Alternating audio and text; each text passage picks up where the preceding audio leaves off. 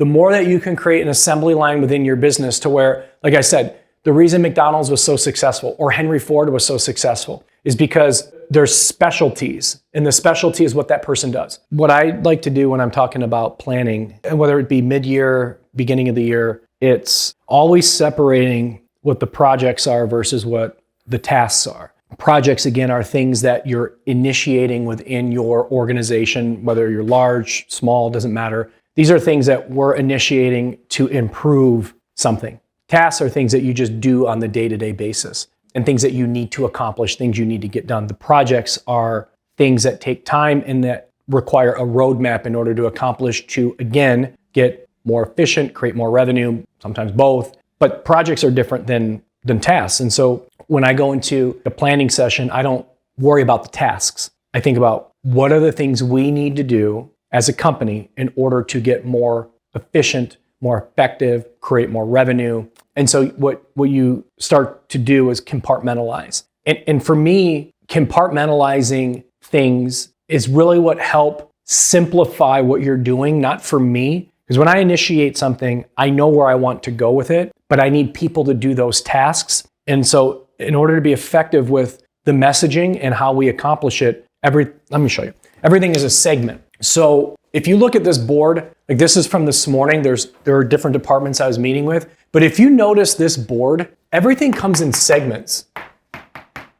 So I'll give you an example. We were talking to our legal team, and this isn't going to tell you anything, but in my mind, I know what each one of these means. But instead of talking about all four things at once and saying, when someone leaves early or if someone's working with a past client or all these things, and we're like, well, how do we manage that? When you break it down to simplicity and we say, okay, we now are talking about basically 4 phases of what we manage from a legal perspective. Let's break those down. And then when we get into each one of these 4, there will be a process to this. There will be a person in charge, and then there'll be reporting. So what process mean? What's the workflow? The workflow consists of what the tech is, and then the person moving it along. The person in charge is the one that's ensuring that things are moving along, and they're also responsible for making sure that the reporting comes in. I look at the reports, or whoever the VP of this department will be looking at those reports. We look at those reports because we want to make sure that when you look at reports, that the opportunities are coming in, they're being managed,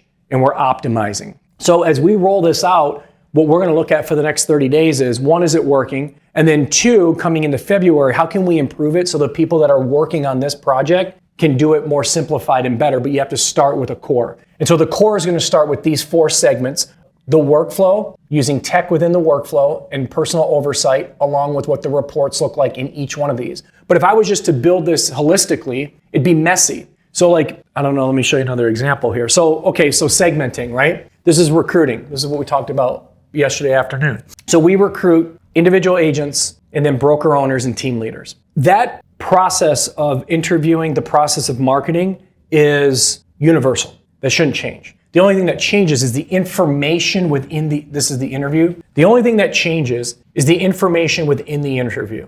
So what doesn't change is we're marketing. So we're sending messaging to broker owners and team leaders, and we're sending messages to team leaders. The messaging's different, the marketing's the same.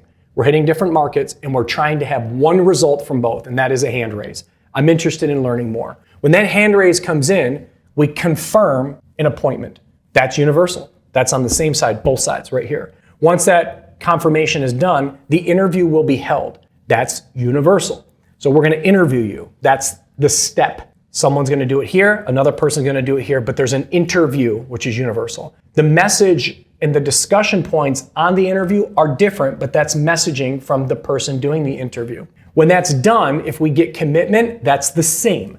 Then the process of putting them through and to docs out, which is their contract, to the setup process to go through training is universal. See, because if you start thinking about, we recruit individuals, we recruit broker owners, we recruit team leaders, we have all these markets, it starts to be like, well, how do you manage that? And it would be sloppy. When you break it down to where it's all the same. The marketing's the same, just different messaging. It goes to the same location in order to pick up that interview. Somebody will grab it for an interview. The messaging in the interview is different.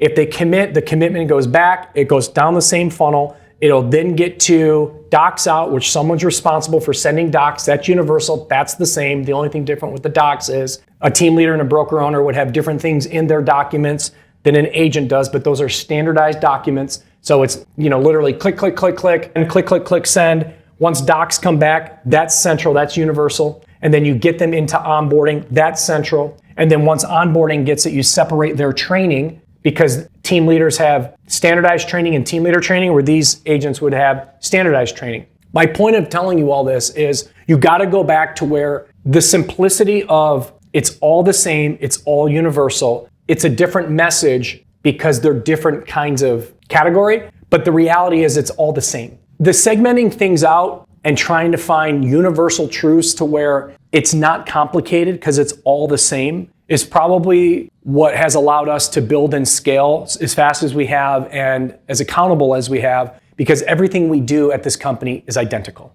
And it not only needs to be identical from a sales perspective, whether you're in Seattle, Washington, New York City, whether you're in Miami or Detroit, doesn't matter. Our process is the same.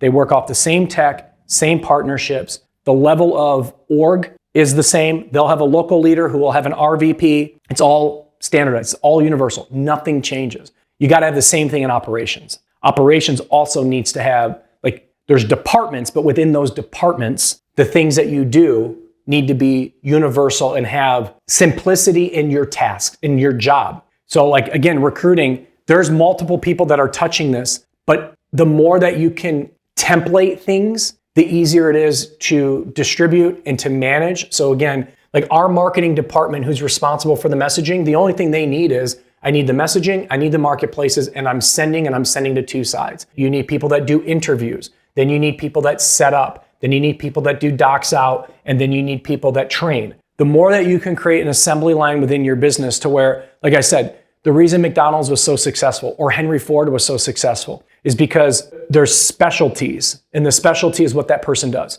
So at McDonald's, you're not making the hamburger, ringing people up and working the drive-thru. Your job that day is to make hamburgers. It's not to make fries even. Somebody's going to make the fries, someone's going to make the hamburger, someone's going to ring them up, someone's going to work the register, someone's going to do drinks. And they do that all day. That's where you get really good, is when within the departments, everyone knows their role. Within our processing department, we're processing something like, call it 60 files a day. I don't know exactly what it is, but say it's in that range, 50, 60 files a day, something like that. I don't have somebody that takes in a new file, sets it up in SkySlope, sets it up in our doc section, our broker doc file, reviews all those docs, checks the commissions, pays out the commissions. We have somebody that when the file hits, they're responsible for these 5 things, pass it along, next 5, paid, done. That's how you got to build internally, where the assembly line of just flowing and all that, if you take that mentality of from sales to ops, no matter who's doing it, they're doing the same tasks and somebody's overseeing those tasks within the department. If you start getting people that get out of their lane and do these things, that's where everything gets messy. So it's, part of running a successful business, in my opinion at least, is you got to have people that specialize in these tasks within this department in order to be effective. Sometimes you need 2 people, sometimes you might need 10. In big companies, they might need 50. But they all have a specialty in what they do with oversight. Going back to segmenting makes the job more simplistic. It makes it easier to swallow for the project. So for example, this one right here, this is first flight training.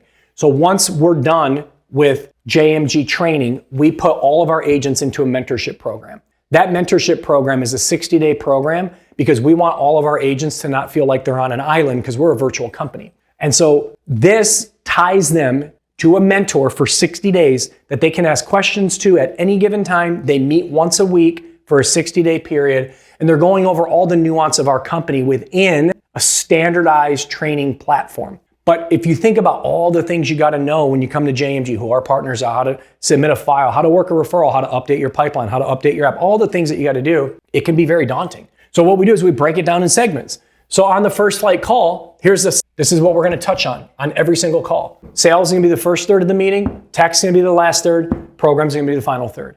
And we're going to do this on every single meeting. We're going to break this down, because if your brain understands this is the sales part of the training call, now we're going to move to tech, and now we're going to move to our programs, and we do that again and again and again, it's much easier than to just go through a bunch of stuff. So I segment everything. Literally, I segment everything we do. So account management structure. Okay, cool. On the new partner onboards, let's segment into, as we onboard a new partner, what are the things we're doing today and how do we get more efficient to doing so? And then segmenting those things out so we can easily go into each of these different segments. Recruiting funnels, broker, owner, individual, comp plans. The more you start talking about, let's break this down into a more simplified form so the overall arching project can get completed. Take the project, think about the involvement of the project. Let's say that let's say you're a loan officer or you're a real estate agent and you want to enhance your ability to get in front of more people through farming. Now, farming for an LO would be getting in front of more real estate professionals. For real estate professionals, it would be to get in front of more consumers. Okay, so the goal is I want to get in front of more people, right? How do I go about doing that? Start with the things. What are the things? Because the end in mind is get in front of more people so you can work with more people.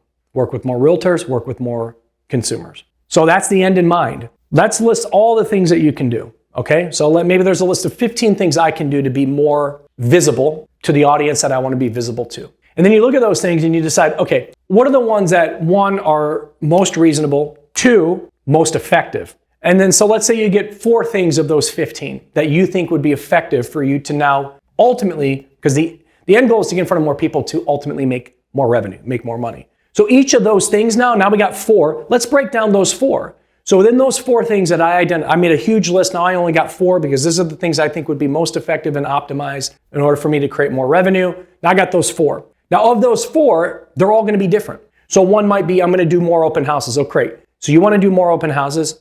Tell me about that. Let's talk about that. So in the open house segment, we're going to do open houses 3 days a week. We're going to find properties within this geographical region because I want to grow my area presence within this region. I need to make sure I have enough for sale signs. I need to make sure I'm marketing the open house. So how am I going to do all that? So now we break down within the open house segment of getting in front of more people. These are the things I'm going to do. Now we might say, let's talk about mailers. I'm going to get in front of more people through mailers. Okay, great. So we want mailers. So what do we have to do? We have to create the mailer. We have to change the content monthly, no problem. We create a template for the mailer. Now we just plug in content. We need to make sure that we have the right shipping. We need to make sure we have the right way to track and monitor that. So now we're building the project for mailers. My point of all this is I'm now segmenting the 4 things in order for me to get in front of more people to make more money. And this is going back to when we talk about workflow, when we talk about the how we're going to do that, that's the workflow. The workflow is the how-to. How now am I going to accomplish this? And then in the end, once you start shipping it out, once you start doing more open houses, once you start with those segments, you need to make sure you have results. And this is where a lot of people mess up because people continue to work not knowing, is it effective, is it not? When people buy leads, so many people don't even know if their ROI is there. And if it is it actually worth it? Because where people always leave off is, well, I spend money on this or I do these things. Is it effective? Yeah, it's effective. Okay, tell me how it's effective. Well, I don't really know. Okay, well, you need to know because you need to know not only from what you spend money on, what you spend your time on. And that's the last piece, that's the reporting. So now on the 4 segments that we're building to have more visibility, to create more revenue, as we do these things, this is how I'm going to report on those 4 things to see, are they all 4 working? So the segmenting and simplifying of what the categories of what we're going to be doing, creating the workflows within those, and then building the reports around them. Once it starts humming, all you need to do, especially if you have people that can do, for me, I don't know how to do a lot of the work now. I kind of give the guidance on the project and why we're doing it. Here's the vision behind it. This is why I think it'd be effective, and this is the end goal. And then you have people that work on that task or that project. Once you get the workflows down and people are responsible for those tasks within the workflows, the only thing you need to do as the leader or the operator is look at the reporting. And that takes a little bit of time because it needs to get tweaked and we need to, you massage things. It's never perfect the first time. But as it gets more efficient, now you can start to look at your reports and the trend is going to tell you, is it working and is it getting better, or is it flat, or is it getting worse and it's not worth it? And then now this sounds like a lot, but it's not. And it's not because it's all about how you mentally break down a project into segments, create the workflows, build the reporting, and then move on to the next project. Next thing you know, all your departments have their things that they're working in the day-to-day every day, but they also need to be working on getting better, and that's the project. So the working in the day-to-day are the tasks that they do daily. From what we outlined is the standardized process for that person. These are the tasks I do for my job. And then the VPs and sometimes directors are involved in creating and initiating the projects to get the projects to the finish line, which is better for the overall company. Again, it sounds like a lot, but it's really not. And the more as a leader that you can break it down to your people on how to simplify what we're going to do and the reason behind it for this ultimate goal, it works. So it was a lot, but that's how I do it.